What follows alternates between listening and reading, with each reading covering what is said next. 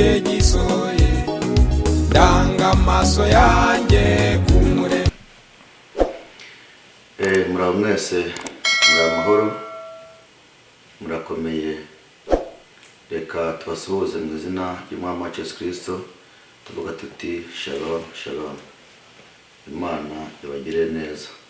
Uyu munsi twongeye kuza mu kiganiro nk'uko dusanzwe tubigenza, kuza tubazanira ijambo ry'Imana ndetse tukabazanira abatumirwa batandukanye ku bwa challenge cyangwa se isesengura ku bijyanye n'ubuzima turimo ndetse n'ivugabutumwa.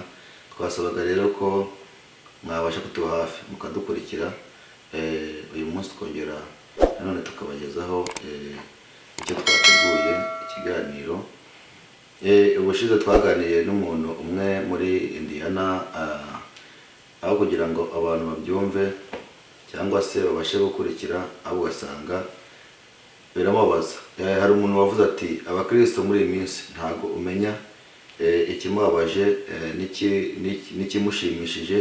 Iyo bashimye ntibavuga, niyo bababaye ntibavuga, ariko ni byiza ko abantu bagerageza kujya berekana amarangamutima yabo. Nimba ikintu kikunyuze ukaba ugishimye, shima. Nimba ukigaye ukigaye, ariko ntabwo byari bikwiye kugira ngo abantu bashimire abantu badasenga cyangwa batize ibyo bumva bavuga ngo ahubwo abantu badasenga nibo bantu usanga bafite ukuri kwinshi, kuko yakoze icyaha arabivuga, yakoze ikintu runaka arabivuga, kandi abonye afashwe n'urubanza agaca bugufi agasaba imbabazi. Ariko mu bakristo ba none umuntu yambwiye ati biragoye kubona umukristo asaba imbabazi, ni ukuza bakizera, ni ukuza bagaterana gusa kumva ngo ni amena ni amena ni haleluya amena, kumva ari mu munyenga w'indirimbo, ari mu munyenga w'ijambo ry'Imana riri kuvugwa, ariko ijambo rihindura ntaryo bafite, nta mutima wo guhinduka bafite.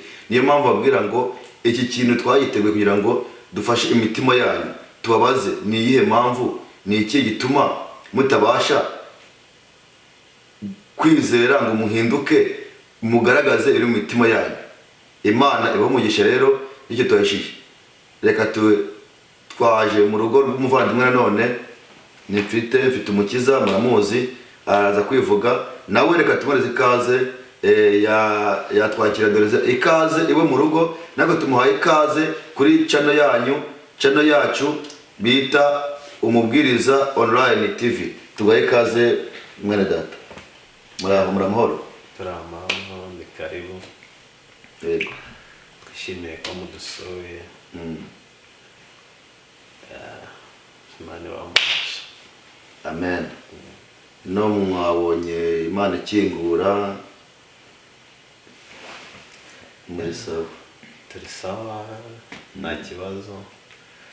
N'umva akabeho katangiye kuza. Yego rero mbere y'ikiganiro cyacu, kuko twese turi abakristo kandi dukeneye kugira ngo dukore ibintu bimeze neza, ejo n'ejo bundi intangiriro iragora, ariko bizagenda neza hamwe n'ubufatanye bwanyu. Dushimira abantu bakoze subscribe ndetse n'abakora share bagasharingira abandi kugira ngo ibiganiro bashe kubageraho. Niyo byo nababwiraga ko umukristo ashakora ikiganiro cyawe akagishima, navuga subscribe bayikora rimwe, ntacyo bisaba, nta kiguzi bisaba.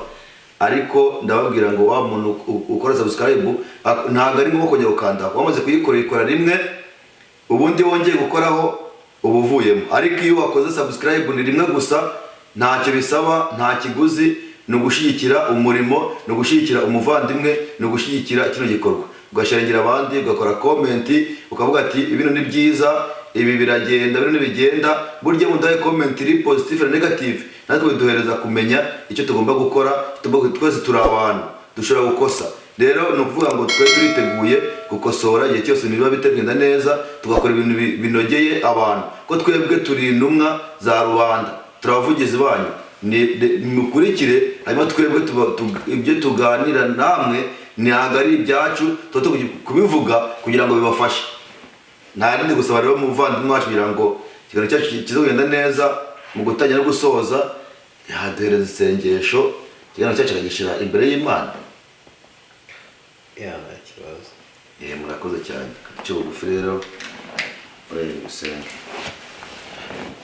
data twese kandi Imana ishobora byose aturinze aturagira kumuje kuturindisha kwawe tukaba tugeze ubugingo turi mu kazi mazina ari icyubahiro twasinziye ntabwo twari tuzi aho twari turi ariko wemeye ko dukanguka hari bamwe basinziye bagendera ko ariko twebwe kuba tukihumeka umwuka w'abazima si kubw'ubwiza cyangwa se ubutunzi cyangwa ibindi ahubwo ni kubw'ubuntu n'imbabazi zawe ni ukuri Imana ngaho turakwiyeretse mu Mana we ikiganiro tugiye kugira ndakwinginze ngo uze ubare natwe umwana Satani ashaka kwihanga ahantu atsinzwe mu izina rya Yesu Kristo ngaho tuyobore muri byose gusuye nk'ingenzi mu izina rya Yesu Kristo amen. Urakoze mwene data kubw'isengesho kandi nawe Imana ikugire neza. Reka rero dukomeze abantu hirya no hino aho bitameze neza Imana irahari kandi bizagenda neza. Tunoneho no kubasuhuza muri rusange abari hirya no hino mu mpande zitandukanye tutabasha kurobanura ngo tuvuge ibihugu bitandukanye cyangwa umuntu ku wundi, ahubwo mwese twongeye kubasuhuza tuvuga ngo Imana ibahe umugisha kandi amahoro y'Imana agomeze abane namwe. Abari mu bibazo bitandukanye Imana iri tayari kubikemura kuko ijambo ry'Imana avuga ngo munyikoreze imitwaro yanyu yose kuko nita kuri mwe. Umubwiriza nanone akavuga ati mwibuke umuremyi wanyu mu minsi y'ubusore bwanyu iminsi mibi itaraza. Nanone muri Yobu akavuga ati Uwiteka Mana yanjye nzi yuko ushobora byose kuko nta kibasha kurogoya imigambi yawe. Ni ukuri iyo uri kumwe n'Imana ibintu byawe byose bigenda neza, iyo uri kumwe n'Imana ibintu byose birakorohera. Ejo twumvishe amagambo meza avuga ngo abantu ikintu cyo gutuma abantu benshi bari kunanirwa ni uko bakunda mu munyenga wo kwitwa abakristo, ubundi abakozi b'Imana nabo aho kugira ngo bubake ubwami bw'Imana bagashaka kubaka ubwami bwabo, bagashaka kugwiza ubutunzi. Batwereka urugero rw'umugabo bita Biteye. Uwo mugabo Biteye ngo yari umuntu kandi washyizweho n'Imana akorera Imana, ariko ageze igihe cyo kwibagirwa ko Imana ariyo yimika ishyiraho igakuraho, aravuga ati Babuloni yanjye nziza niyubakire amaboko yanjye kugira ngo inezeze, kugira ngo inshimishe. Arangije aho hantu rero yatangiye kwibagirwa kumenya ko itorero n'inama abana b'Imana ari ab'Imana. Uwo muntu Imana ngo icyo yakoze ngo yaramubwiye ati uhereye none ugiye kuva mu bantu ugiye kuva mu bwami bwawe. Ubwo ubwami bwawe burangiriye aho ngaho, aragenda ajya mu ishyamba, ngaba mu ishyamba imyaka n'imyaka abayo nk'inyamaswa arisha kugeza igihe umusatsi wabaye urushokwe umera nk'amoya y'igisiga, inzara nk'amoya y'intama, cyangwa se nk'uko umuntu ubaho atogoshe yava mu ishyamba akamara nk'imyaka 7-10. nawe baza umaze imyaka 10 mu ishyamba utogoshe umusatsi. Biravuga ngo abaye ibihe 7 bigeranya imyaka 7. Inzara ze ngo zimera nk'izibisiga. Babakobwa bajya bagenda bakagura inzara bagasongoza inzara, ugasanga inzara ziresha nta nabwo nabigereranya. Izo nzara rero ngo niko bagiye ramera. Izo nzara ntabwo umuntu akwiye kugira inzara nk'izo. Izo nzara n'umwanda ni ukuvuga ngo uwo muntu yagira izo nzara yarari ahantu adashobora kubona ikintu cyazica, inzara zimera nk'izibisiga, niko Bibiliya ivuga.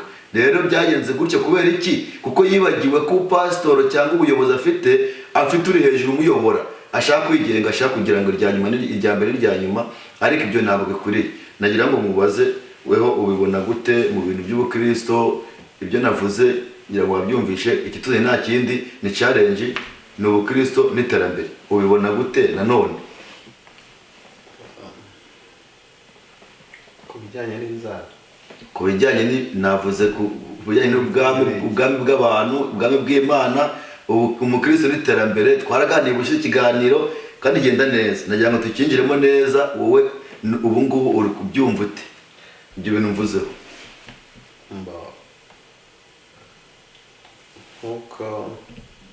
nk'uko nabikubwiye njyewe ntabwo buriya no muri Bibiliya handitse ngo ibya Kayizari mube Kayizari, n'iby'Imana mubihe Imana. Yego.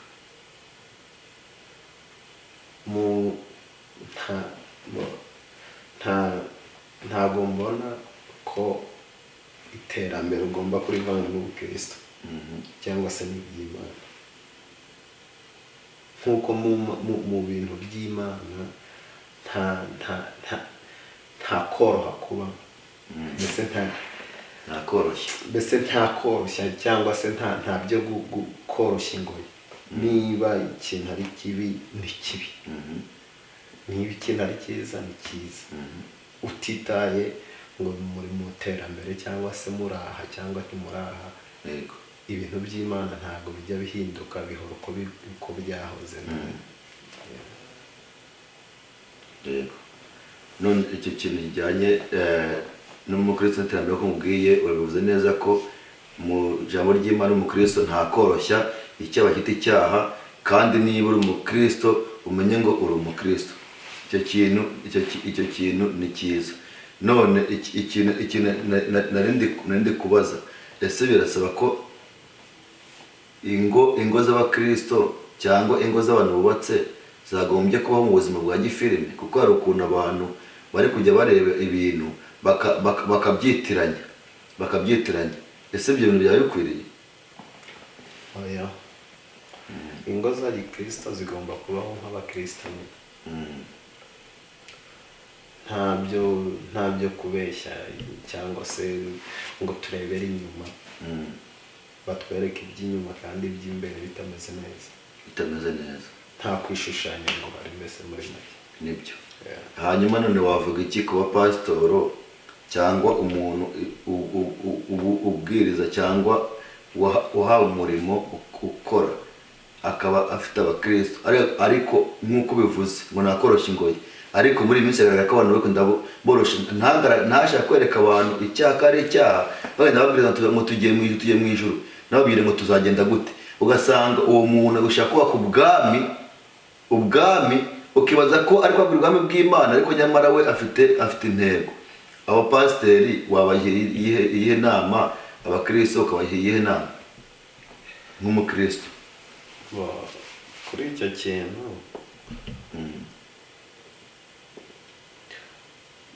hari igihe wenda abantu ntago baba bazi, urabona ibintu by'ijambo ry'Imana cyane biba birimo amayobera menshi. Hariho abantu baba bisobanukiwe neza, ahubwo ikintu mbona cyo wenda nk'abakristo, niba nta kintu wenda nzi runaka, ngomba kwegera umuntu nzi neza akakizi akakinsobanurira, cyangwa se nkegera abandi bakansobanura, cyangwa se ngasoma ibitabo cyangwa Bibiliya cyangwa se umuhanuzi, nkamenya ukuntu icyo kintu ngomba kugikora, ngomba kugikemura cyangwa se bigomba kuba bimeze. Kuko hariho abantu benshi b'abapasiteri cyangwa se abakristo usanga ukuramubona ni umukristo nawe ubwe bitewe n'ibintu, ariko hari ibintu adasobanukiwe atazi. Akeneye kugira ngo amenye. Akeneye kugira ngo amenye. Ariko niba ubona wowe niba uzi cya kintu ukuntu kimeze, ugomba kumwegera ukamubwira ati gutya na gutya kino uku nguku gikorwa, ukamwereka inzira, ukamuyobora. Nibyo rero, ndagushimiye cyane muvandimwe, kandi n'ubushize twari hano twaraganiye neza kandi abantu barabyishimiye. Nanone niyo mpamvu twayuhira ngo tuganire muri hangana kwa tuje nyine twasezeranya ko nibura baraza kudufasha, kuko n'umufasha gusera hari ko tuzotongera kubabona, kuko hari ibintu bimwe yaravuzeho. Numva umuhanda rimwe kuvuga ati nshobora kuba ndi umukristo sinterane buri gihe, nashaka kuba naboneka rimwe mu kwezi, ariko nkaba umukristo nibera mu rugo ngasigara ndi gusa. Nanone umudamu aravuga ati nyamara burya gusenga ni byiza, kuko naho waba ufite ikibazo kujya gusenga hari igihe uvayo cyakemutse.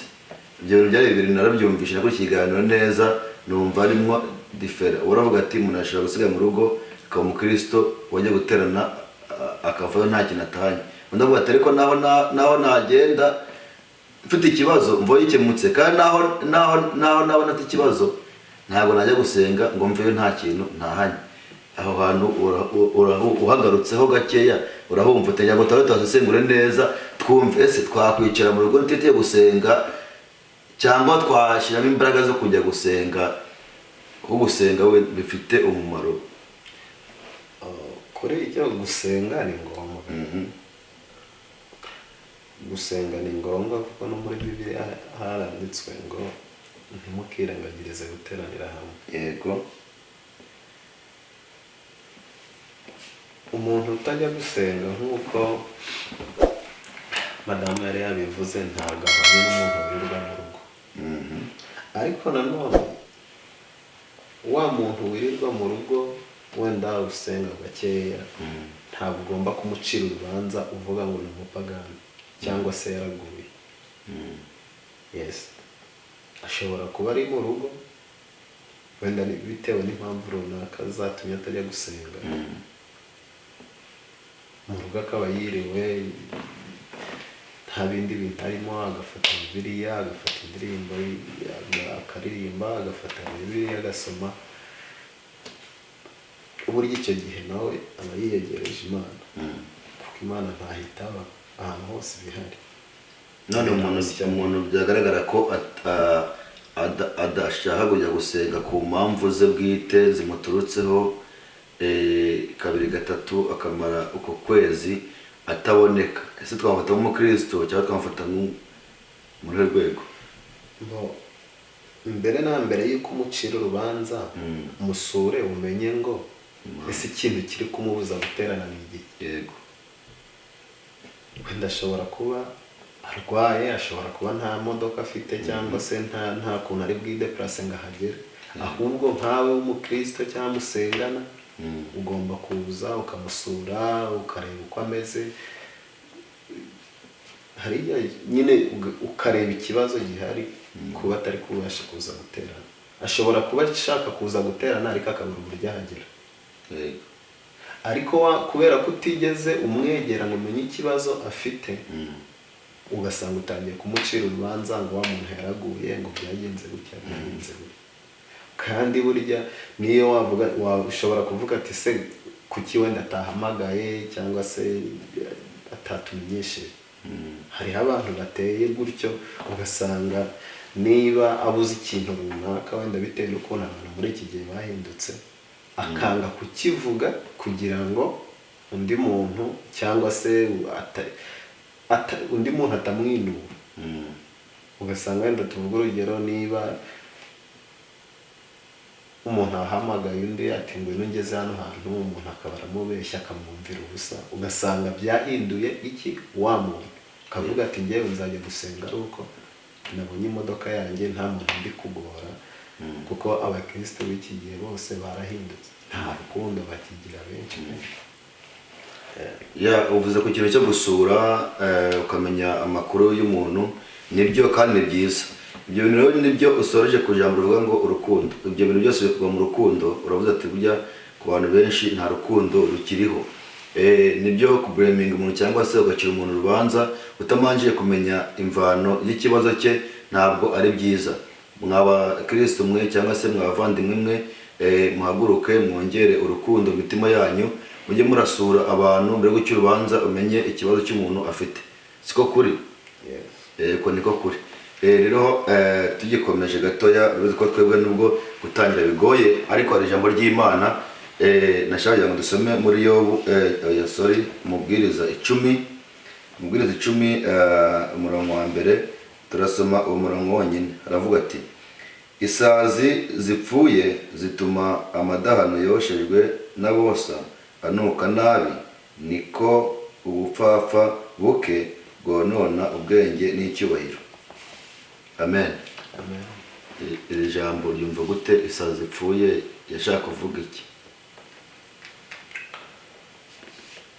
Isazi zipfuye yonona. Isazi zipfuye zituma amadahano yoshejwe n'abosa anuka nabi, niko ubupfapfa buke bwonona ubwenge. Yes. kuri icyo kintu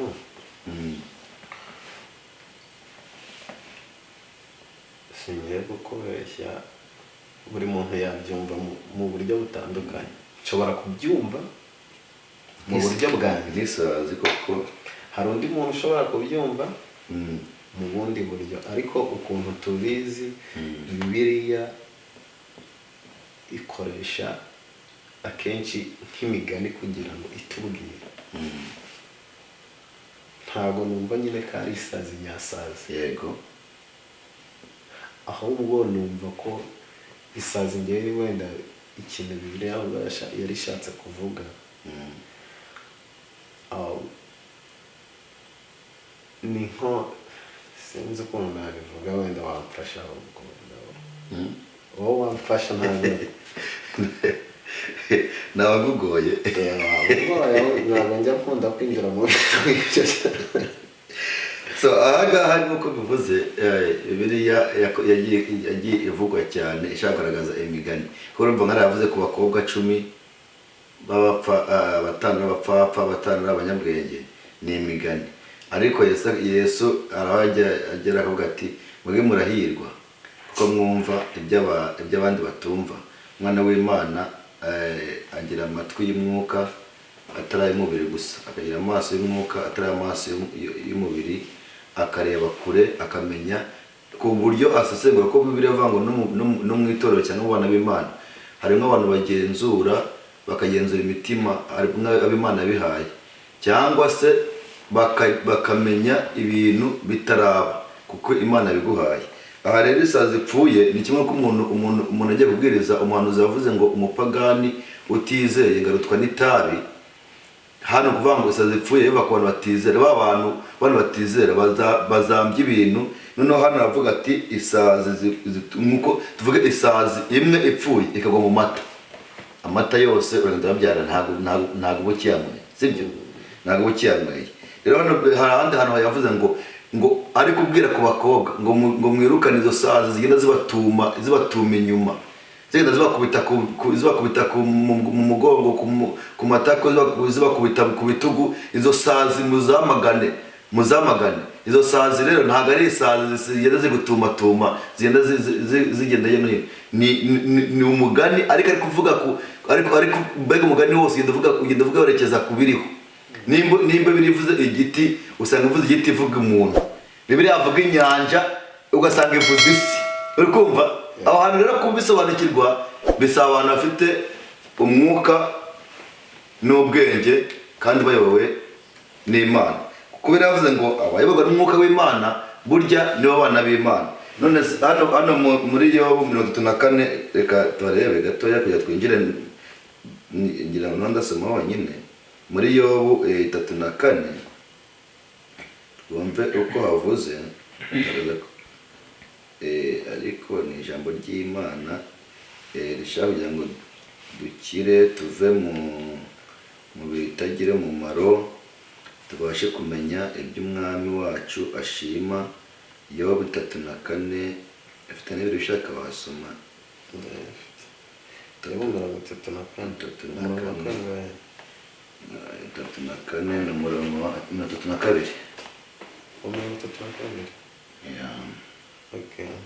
Baravuga ngo icyo ntabonye ukinyigishe, niba narakoze ikibi sinzongera kugikora. Amen. Iri ni ijambo ry'Imana riri kutwigisha, riri kwigisha abantu mu ngeri zitandukanye. Rero abakristo bananirwa bumva ijambo ry'Imana, bakanirwa gukosora ngo bihane, batunganye, bakomeza kuba umunyenga bavuga ati reka, kandi baravuze ngo ni sarongo mujya gusenga ukumva ko udashaka gukosora. Utanze amaturo yawe apfuye ubusa, utanze cya 10 cyawe gipfuye ubusa. Uvuye iwanyu umefashe gaze, uragiye uvomeshe gaze umenya $50, ufashe ngo ndiye gusenga ariko ufite ibintu bitagenda. Ni ukuvuga ngo iyo ni sarongo, niko biri bivuga. Kuko nimba ngiye mfite ikibazo na mwene data mfite, mbere yo kugira ngo njye gusenga njye mu itorero, mfate n'amaturo yanjye birava ngo nimba hari icyo mfite mfa n'umuntu ngende manze nyiranukana wa muntu kugira ngo n'Imana inyemere. Nawe ndamutse Imana imbabazi, ntabwo ari Imana nakorera icyaha mfite.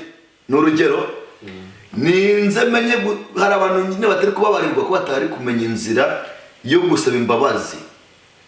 Abantu ntabwo bakimenya gusaba imbabazi, ntabwo bakimenya kujya imbere y'Imana ngo batunganye ibyabo. Ariko hano baravuze ngo icyo ntabonye ukinyigishe, sibyo? Icyo ntabonye, icyo ntazi ukinyigishe kugira ngo mbimenye, nsobanukirwe. Ngo niba narakoze n'ikibi, uri kubyumva neza?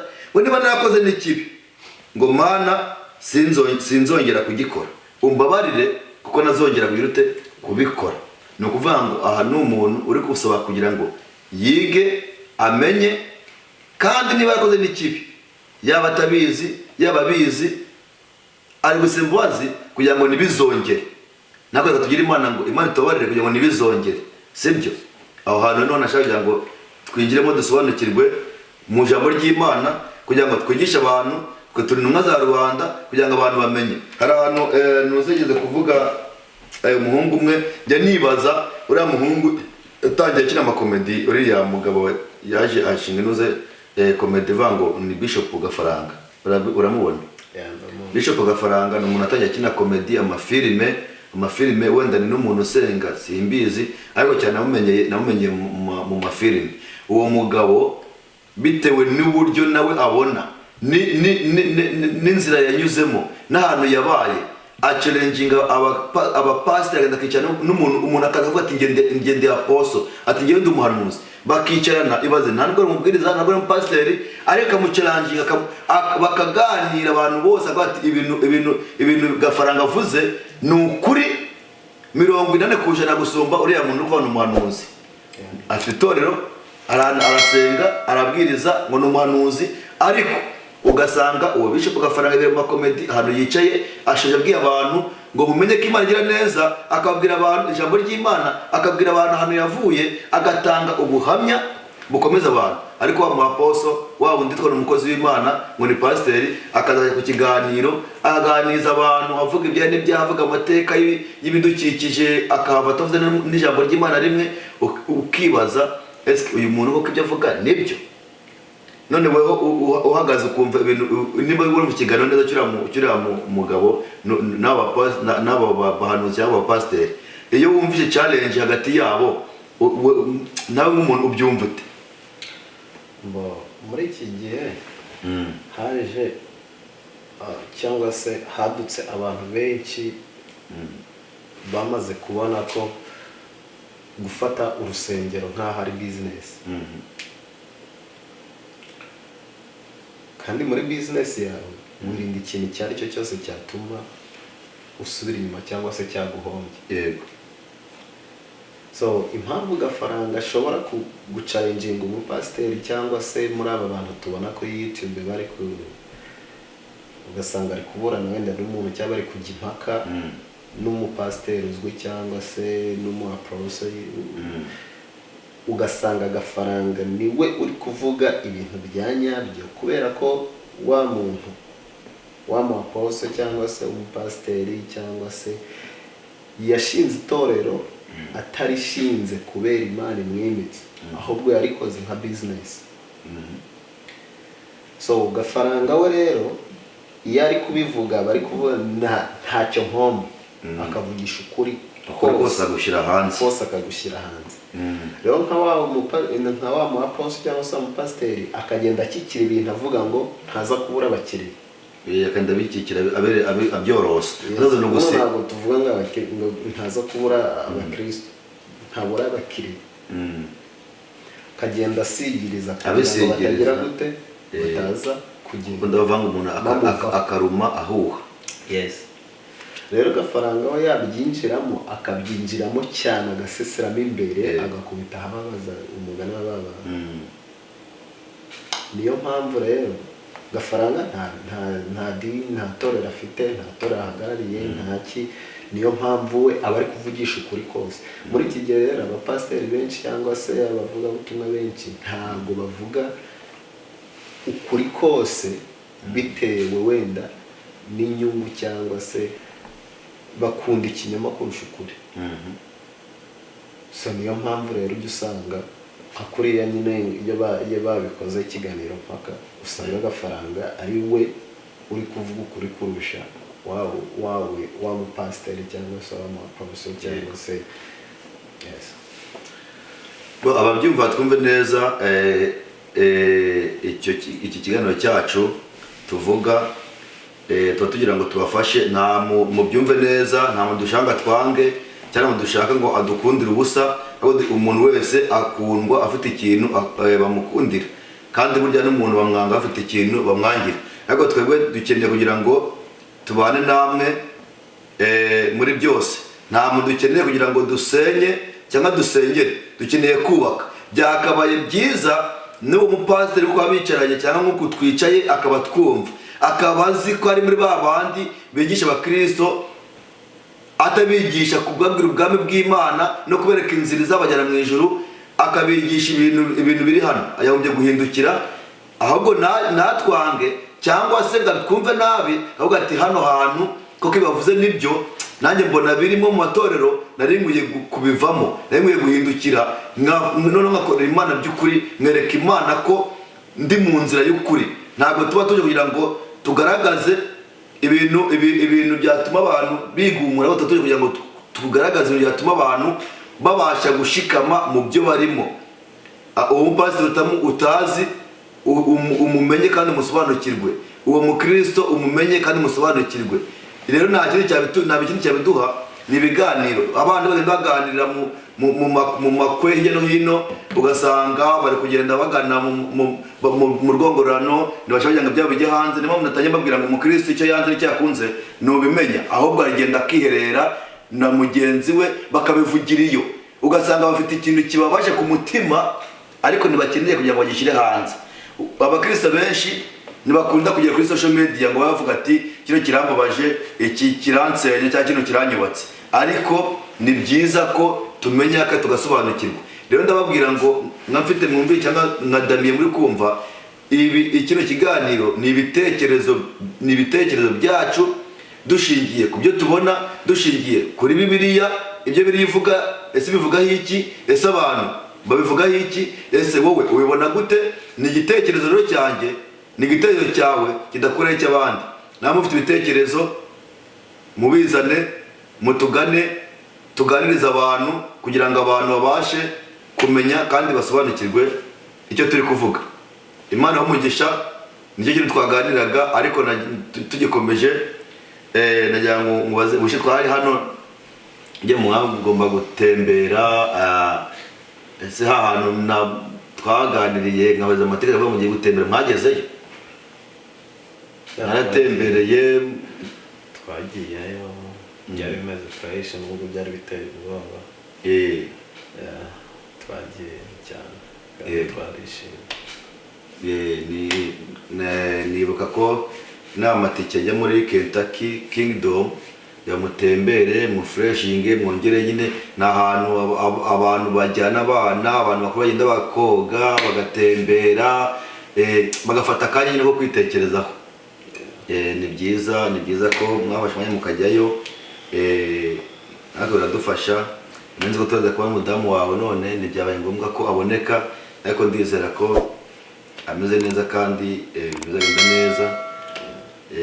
Nawe nifuje ko nazaga kubaganiriza nibura ari amashimwe tugushima Imana, reka dushime yabikoze. None tuje kare ko turi kumwe ariko tutarasoza ko ikiganiro cyacu kirekire kandi tuba dufite ibintu byinshi tugomba kuganira. Nagira ngo mwibutse ko hano igihe tuganira nagiye hari ibintu dupfunditse, bambwira ngo uraza kubimbwira naho mumaze tuganira behind camera, ariko nsanga ko hari abandi byafasha. Vuga tereke naza kunganiriza kijyanye n'ikintu cyakubabaje. Hano mu isi hari ibintu bigiye bitubabaza, hakaba n'ibidushimisha. Nagira ngo baze ikintu cyakubabaje n'icyo nashaka kunganirizaho ni bimeze gute mu ruhande rwawe? Oya, ntabwo cyambabaje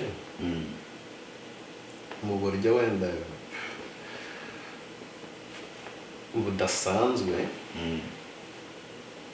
ako ni ikintu cyagiweho impaka n'abantu benshi bagiye batandukanye arimo tuze ku Kigoma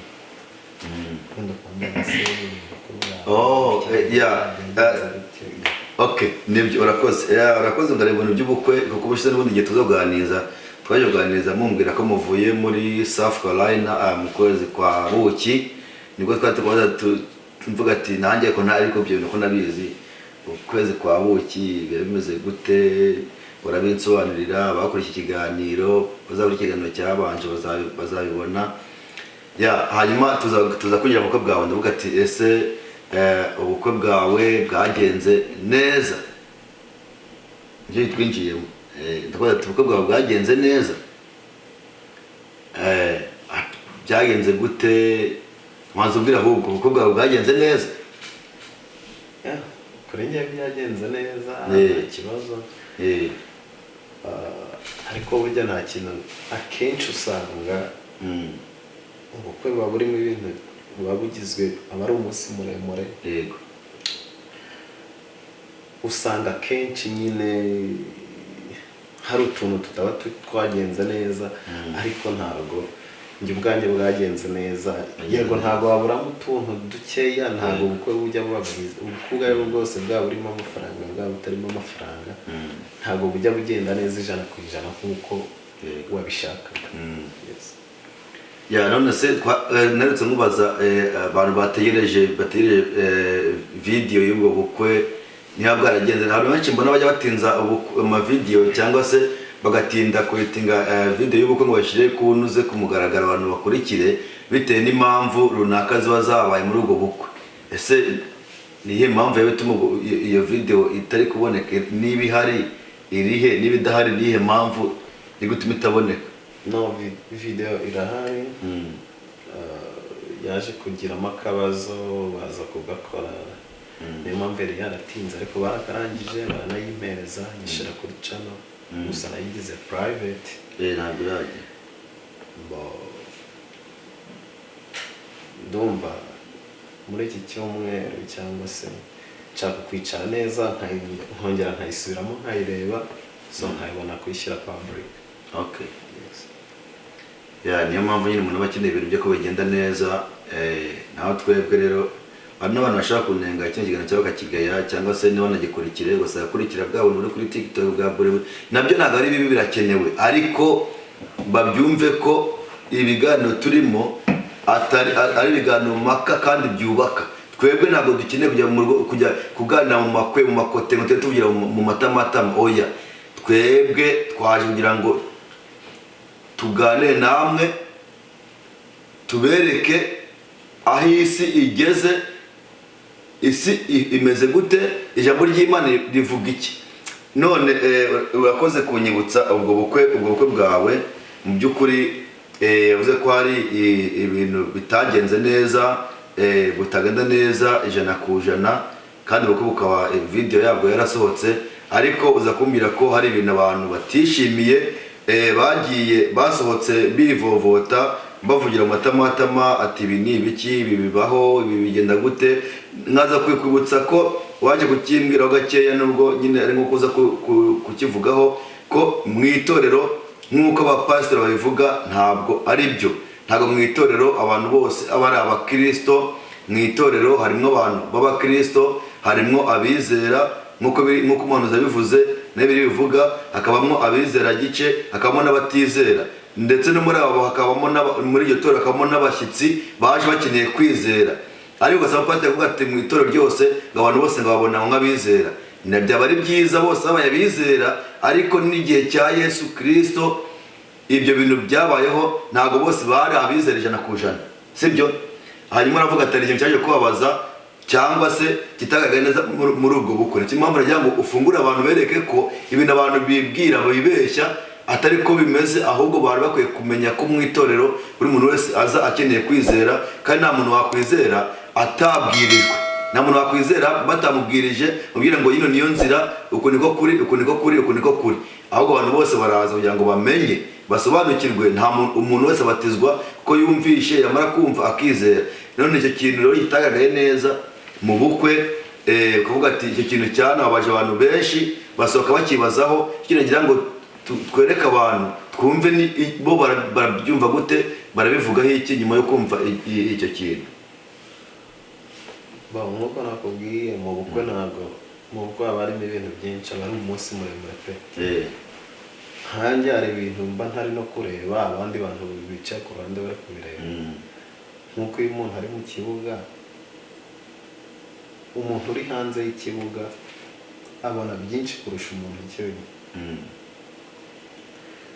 Hari uba ufite stress, ntabwo uzi ibintu byinshi, ariko wa muntu wagutahiye ubukwe niwe uri kureba buri kantu kose. Yego, wowe ntabwo uri kubireba. So nyuma rero niho nagiye numva iyo ubukwe burangiye urabaza, ukabaza se ubukwe bwanyu bwagenze gute, kuko urabizi neza nyine ntabwo ibintu byose wabireba.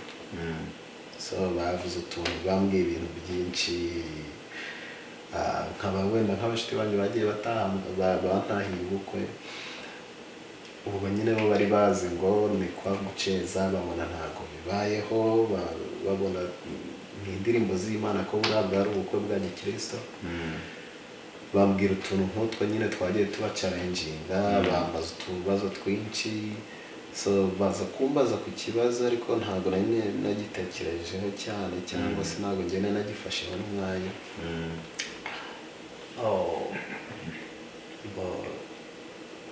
Ku bantu bari batashye ubukwe, so haza kuba ikintu cy'uko basohoka mu rusengero babasohoye. Icyo kintu nyine mbese numva ntabwo nigeze mbitekerezaho cyane, ariko numvisha abantu babiteye komantere cyane, yewe na nyir'ubwite wo gusohorwa nawe arabimbaza, n'umugabo arabimbaza. Yes, ni ibyo ngibyo nyine bitagiye bigenda neza, ariko nyine ubukwe bwarabaye. nase umuntu basohoye bamusohoye mu torero w'umuhoro iki, umusohoro yaje ari umushyitsi aje gutahira ubukwe. Urabona ntabwo abantu twese dufite imyemerere yacu. Ushobora kubyara umwana yewe uri na pasiteri, ariko ugasanga imyemerere yawe ntabwo ireba umwana wawe, ntabwo yemera imyemerere yawe. Umwana wawe uwo ntabwo ari ibyo yemera. Yego, kandi byitwa ngo uri umupasiteri cyangwa se umuvugabutumwa. Kimwe rero no mu bukwe umuntu agira inshuti zitandukanye. Uba ufite inshuti z'abantu bizera bamusanzwe muri abakristo, uba ufite inshuti zo mu miryango, uba ufite inshuti z'abaturanyi. Abo bose rero ntabwo muba mwemera kimwe, cyangwa imyizere yanyu usanga itandukanye. Rero no mu bukwe bwanjye hari harimo ingeri nyinshi zitandukanye. Abasaza, abakecuru, abana, abasore, inkumi, abizera, abatizera, abo twemera kimwe n'abo tutemera kimwe. Yes. Aho haza kubamo ikintu nyine cy'umuntu wasohowe mu rusengero. Ntabwo ari ngombwa wenda kumuvuga amazina, ntabwo ari ngombwa. asohorwa mu rusengero bitewe n'imyambarire yari yambaye ku munsi w'ubukwe. Yes, ku munsi w'ubukwe. Nyuma niho naje kubyibazaho, nibaza wenda impamvu, ariko nsanga atari ngombwa. Nk'abantu wenda ukuntu njye mbizi,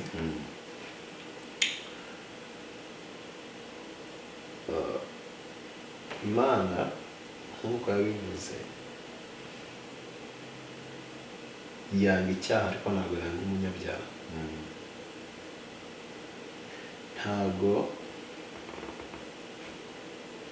umuntu, niba umuntu wenda nawe waza kumfasha,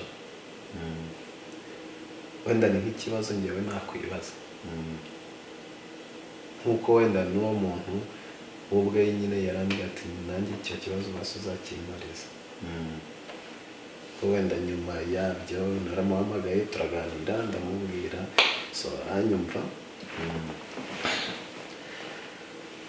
Naravuze ati byancanze nanjye uzambaza ikibazo impamvu bamansohoye mu rusengero. Yes.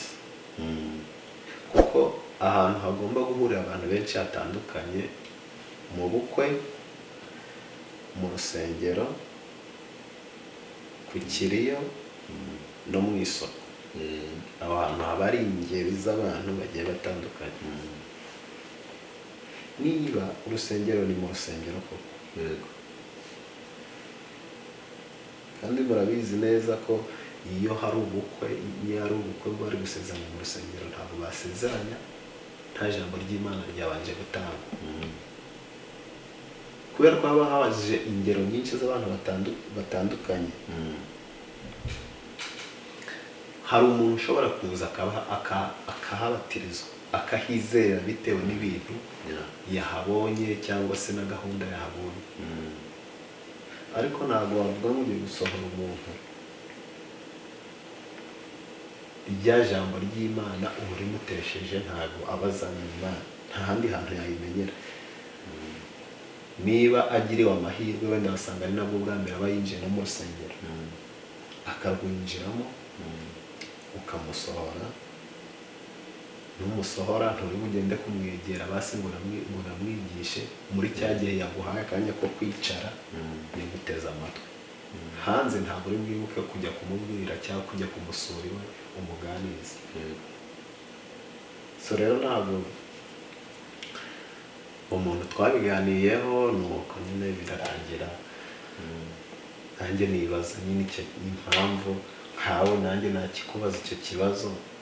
Ese koko birakwiye ko cyangwa se ni bibi ko umuntu utizeye uko yaba yambaye kose, uko yaba asa kose, uko yaba ameze kose, hari abantu bemerewe kwinjira mu rusengero n'abatemerewe kwinjira mu rusengero?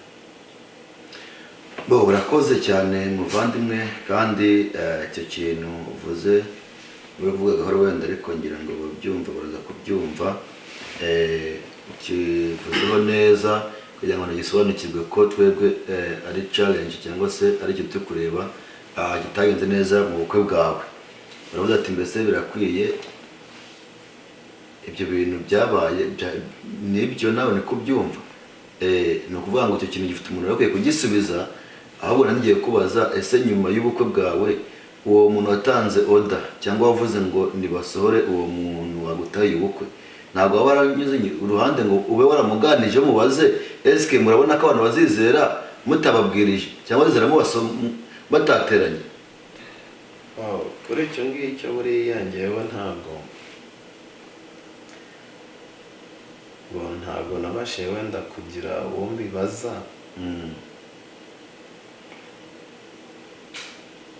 Njye narabiguma nyine nkibaza nyine, nanjye niyo mpamvu nkubajije. Ukiri aho ngaho se mpamvu nagarutse gukana mvuga ati abakristo ntabwo umuntu akimenya icyo bakunze n'icyo banze. Urumva kiriya cyabaye ikibazo, kandi muri rusange abantu bavamo bakinenga bakigaye. Nawe urakigaye urakibana. Uwo muntu utamubajije ngo kubera iki mwansohoreye umushyitsi wari waje aje gutoba ubukwe, katizeye ibyo mwizeye, akaba araje ari umushyitsi wenda agomba kwizezwa n'ijambo yumvise mukamusohora, byaturutse kuki? Wenda ukumva ko gusubiza. Oya, ntabwo nabashije kumubaza cyangwa se icyo kibazo kugira kukibaza nyiracyo, ariko nyine njyewe nanjye nakubaza. Urizeye rimwe na rimwe ugakoresha, njyewe nakubaza, birakwiye nk'umukristo reka wishyire none, reka tuvuge ngo reka ngiye nkubaza, birakwiye ko umuntu utizeye yasohorwa mu rusengero runaka urwo ari rwo rwose, cyangwa se ninde umuntu ukwiye kuba ari mu rusengero umeze gute? icyo kintu rero yanaje nk'umunyamakuru cyangwa umuntu uri mu isesengura, kandi ndikukubaza nibyo kubona umbajije abantu dukurikiye murabyumva gute, muzasubize kino kintu cyangwa mumubwire ati burya uko ufite imvano yabyo, kandi akaba ari umuntu promota cyangwa se imvano y'ikintu, byakabaye byiza tumubajije. Ariko nanone nanjye nasubiza gutya, mu itorero inshingano ziri ku bakristo. Burya abakristo uba bafite inshingano nk'uko wagira inshingano ku mwana wawe, sibyo? Ariko undi muntu uvuye hanze, nshobora kubwira umukobwa wanjye ngo ntuzambare amaherena, nkamubwira impamvu yo kudatobora amatwi no kutambara amaherena, akaba mu nzu mu wanjye. Ariko umushyitsi waza kunsura iwanjye ari umukobwa akazambaye amaherena, sava ngo tu ngo soka, waje wambaye amaherena sohoka mvira mu nzu, sibyo? Ahubwo nawe byakabaye byiza nkamwereka ya mpamvu abana banjye batambara amaherena, nawe niba ari ibintu yakumva nkamubwira ibyiza cyo kudatobora amatwi no kutambara amaherena ntamwirutseho. Niyo mpamvu rero aho hantu ngiye kuhagaruka mvuga ngo abantu bo muri iyi minsi bari kwizera nk'abafarisayo. Ati kubera iki? Bari gukumira abantu kwinjira, kubera ngo babuza n'abashaka kwinjira kutinjira. Kubera iki? None nimba umuntu aje guterana ukamwirukaho, ejo hari undi uzaza, ejo bundi hari umuntu natumiye, namubwira ati kandi ndebera yakwiye ko abakristo mujya mutumira n'abantu, niba mufitana umusengere mukabita ayo mahirwe nimuyimba abandi, niba ari kumenya Imana. Ni byiza ko umuturanyi wawe nawe yagombye kumenya iyo Mana wizeye, azabyigwa n'iki? Niyo mpamvu rero mvuga ngo nyigisha kugira ngo menye, kandi nimba n'ikintu bitagenda neza, nimba ari icyaha nakoze, Mana mbabarire sinzongera kugikora. Nimba mwari ibintu mwakoze mutabizi, mubwire Imana ati mbabarira ntituzongera, kandi mujye mumenya kurarika n'abantu kugira ngo bamenye iyo Mana mwamenye, bamenye ukuri, bamenye ijambo ry'Imana. Noneho ngeze kuri icyo kintu natumiye umuntu amurarika, maze kumurarika aravuga ati ngewe rero mbanje, ariko namaze kumenya ku rusengero iwanyu aho musengera, anambarire kuvuga kino kintu. Ntago ngewe aha ngaha ntago tuba turi akabati ko guhisha amafuti cyangwa kutavugisha ukuri. Hano ni ku mugaragaro, yego dushyira ukuri imbere yanyu, namwe musesengure cyangwa se muvuga ati niko byagombye kumera cyangwa se ko byagombye kumera. Umuntu arambwira ati nagombye kuza, ariko ngo baramubwiye nawe rimwe ngaza gusenga, ngo baramubwira ngo bafite kondisiyo, ngo umuntu ngo wambaye ipantaro ntiyagera mu rusengero rwanyu, umuntu wambaye gutya yajya mu rusengero rwanyu, umuntu watoboye ngo wambaye amaherena ngo ntiyagera mu rusengero rwanyu. Ndavuga ati ariko ibyo ngibyo ushobora kuba barakubwiye nabi cyangwa warabyumvishe nabi. Njye nabyo ati weho uzaze icyo kintu wirebere, ntabwo bazakubuza ikintu batarakubwira ko ari kibi, sibyo? Uzaze wewe nubona babwirije ikibazo nanone cy'abantu baza kwa abashyitsi, iyo babwirije ku kintu tukavuga ngo gutobora amatwi, kwambara amaherena ni bibi, wa muntu akaba yaje yambaye, avuga ati babwirije kuko yambonye niyo mpamvu bivuze. Urumva icyo gihari? Bavuga ku pantaro ati ku itoro ryacu ntigemera ko bambara ipantaro, bakabwiriza ati kuko nanga ko umugore yigisha cyangwa ati umugabo nanga ko umugore yambara n'abagabo. Ibyo babivugaho kuko ari amatorero amwe namwe abyemera, babivugaho ngo babivuze kuko naje kubabera umushyitsi. Ibyo ngibyo ntabwo ari byo. Iyo umuntu yateguye kubwiriza icyo aravuga uwo munsi, aba yarateguye akagenda akiganiriza, akaganira n'Imana, Imana ikamuhereza icyo agomba kubwira abakristo muri uwo gihe. N'igihe unahagera bitewe n'uko Imana ikoresha umuntu ikenda igahindura porogaramu y'ibyo wapanze, naba aribyo uvuga, ariko atari umugambi wawe, ahubwo ari umugambi w'Imana kugira ngo ikize wa muntu kugira ngo ahindukire akire, akenda avuga ngo bamvuzeho. ariko none ibintu byo gukumira abantu ngo baze gusenga mubacira imanza ngo bambaye gutya babifashe gutya nimubararike biri gutuma mutabona abakristo bataza gusenga bigatuma abantu batizera. Icyo kintu ntabwo ari cyiza. Ntabwo washyira kondisiyo ku mushyitsi wagusuye, ntabwo washyira kondisiyo kuri nyir'urugo ngo ngira ngo ibi n'ibi, ntabwo washyira kondisiyo ku muntu waje gusenga ari umushyitsi ngo ngira gutya na gutya. Uwo muntu umuyobora hageze ayo iyo kintu nakubwira ngo ntabwo ari cyiza frere, ntabwo ari cyiza abavandimwe, ntabwo ari cyiza bene data. Ibyo bintu ntabwo ari byiza bashiki banjye. Umukozi w'Imana atubwira avuga ngo igiti kibi mu kite kibi n'imbuto zacyo ni mbi, igiti cyiza mu kite cyiza ko n'imbuto zacyo ari nziza. Mujye murakwitiranya ibintu rero, mujye murakuvanga amadosiye. Twari turi aho ngaho kandi Imana umugisha kugira ngo uko nsubije n'ibyo wenda wowe niko ubyumva kuko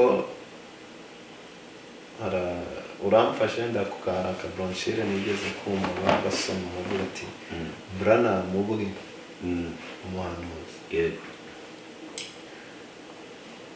hari umuntu wazaga gusenga w'umushyitsi bisanzwe ariko yinywera itabi.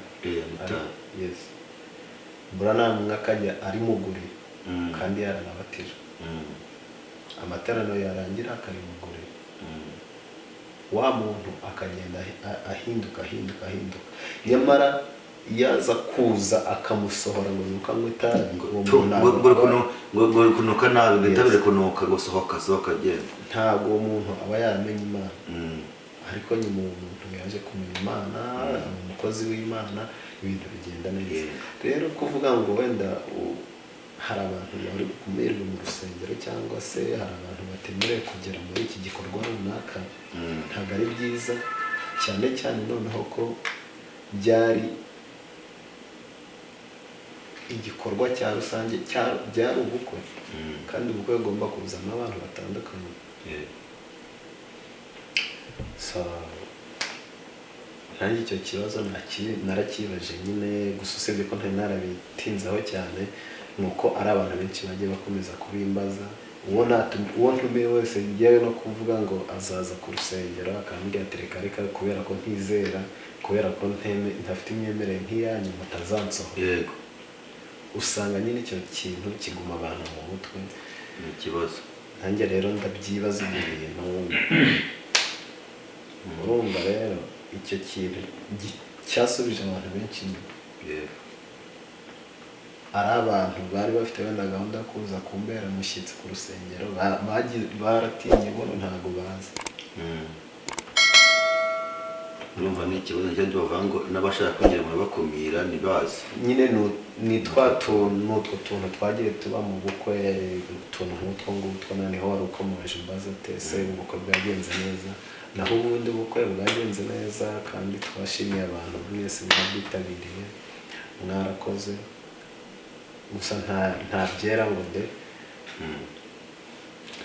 byagenze neza, ariko hariho n'utwo tuntu twagiye ducamo, ariko ni ahantu hose ibintu byose ntabwo bijya bigenda nk'uko wabiteguye.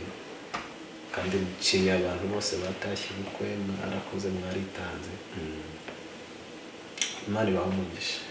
Reka tushimire Imana tuvuga ngo iby'Imana yakoze ni byiza kandi utaragenze neza sorry, ndetse naho byarabayeho wenda ashobora kuba n'abatari we, ariko byaba byiza umuntu agiye akosora ibintu nk'ibyo. Nuko icyababaje muri iyi minsi nk'uko nabivuze, abantu babyumva aho atabyumvise mu sanse yuko turi kubaka umurimo, akumva ko akarakazwa n'ibyo tuvuze, ahubwo kugira ngo bimuhindure aho bikamwongera umutima mubi. Ntabwo aba ari byiza. Rero ni byiza ko abakristo babasha kumva ijambo ry'Imana, niba ijambo ry'Imana rikoze mu mutima bagahinduka bakava mu byo barimo bagakorera Uwiteka n'umutima wabo wose.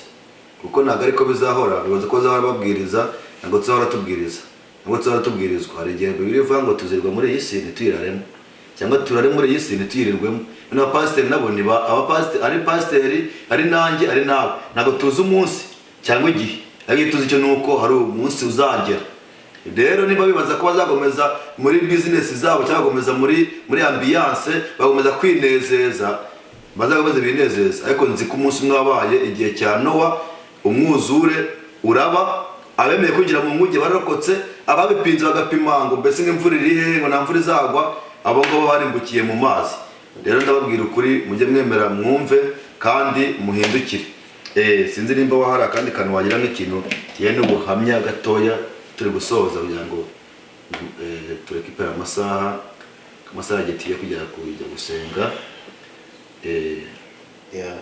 ufite nk'ubuhamya bwiza runaka bw'ikintu uvuga ati Imana yankoreye ibi ni byiza ndabishimira Imana nibyo dukeneye ko Imana dukorera nabyo tukatubitegereze ubuhamya wenda natanga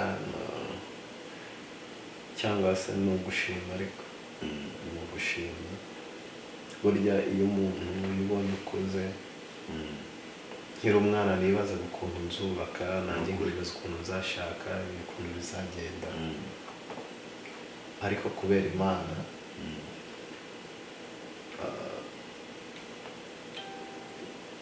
bigenda neza nk'uko nabitekerezaga nk'uko nabyifuzaga bigenda neza ndubaka kandi buri muntu wese cyangwa se buri musore wese ikintu cya mbere aba atekereza ni ukubaka urugo rwe iyo yubatse wumva ko hari umutwaro utuye urukuri so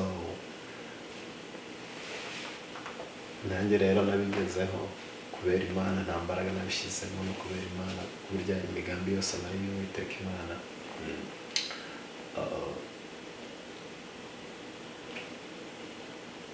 narishimye ubumwe bwiza ibintu bimeze neza ko iyo ushatse ugira iyindi experience ubona byinshi utari uzi ukamenya ukuntu uri gukontorora urugo rwawe ukamenya ukuntu uri bubeho ukamenya buri kimwe cyose nyine kiba kikugiyeho ukamenya ukuntu ugomba gutunga umugore wawe umwana wawe nta wundi muntu ari umugore ari umwana bose bakaba aribo bahanze ijisho mu gihe nawe wabaga uri hanze papa wawe na mama wawe bibaza ngo ese abana bararya iki umugore arambara iki nawe ibyo bintu bikaba bikugeze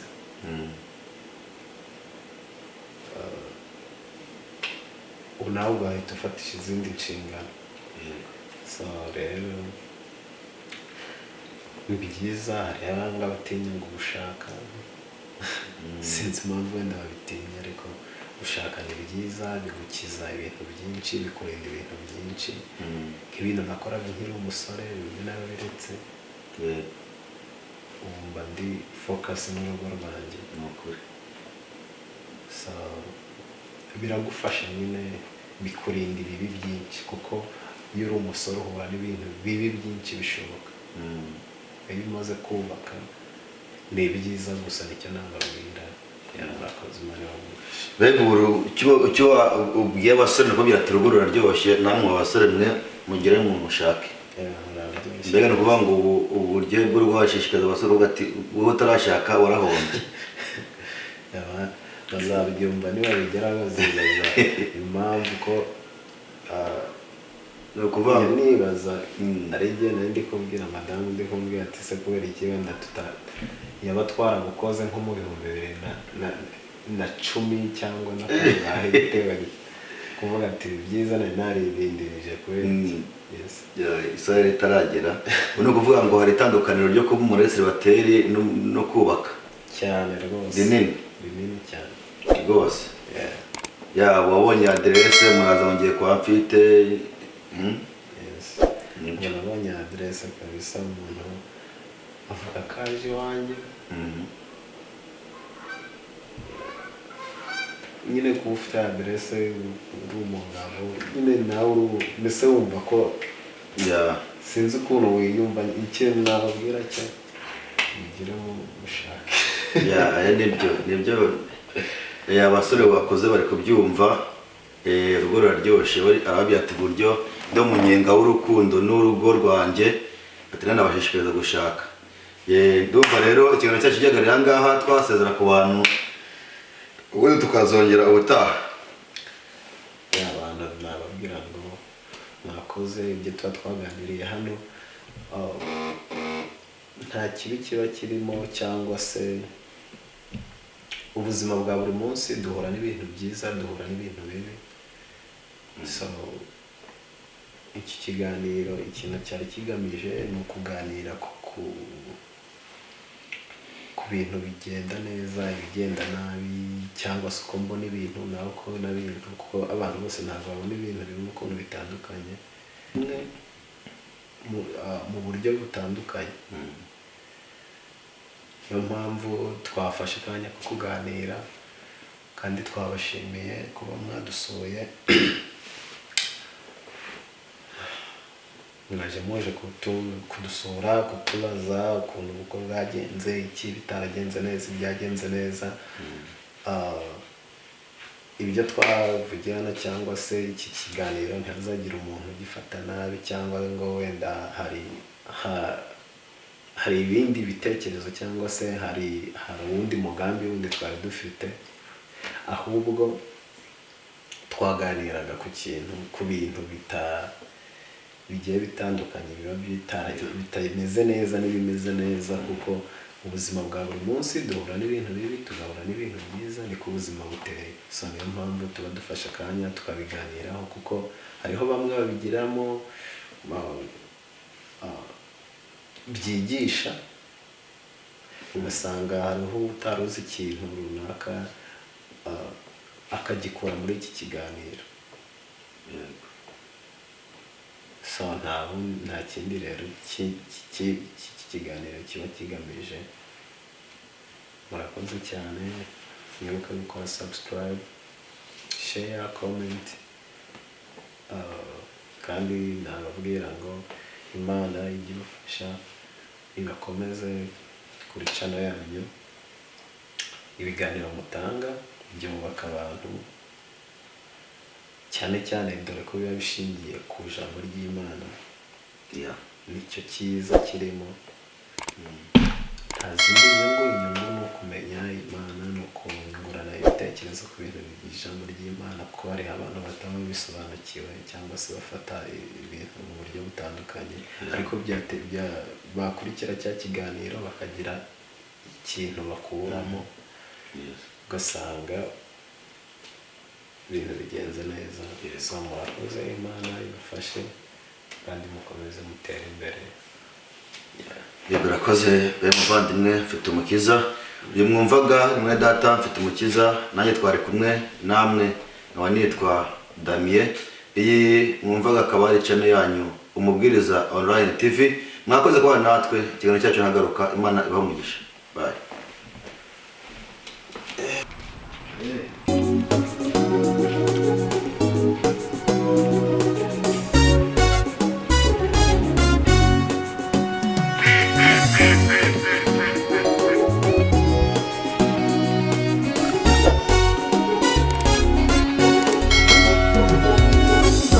Umenye yuko igihe gisohoye, ndanga amaso yanjye ku Muremyi wanjye, kandi umugambi wanjye n'ikifuzo cyanjye, n'intekerezo zanjye n'ugutaha ijuru.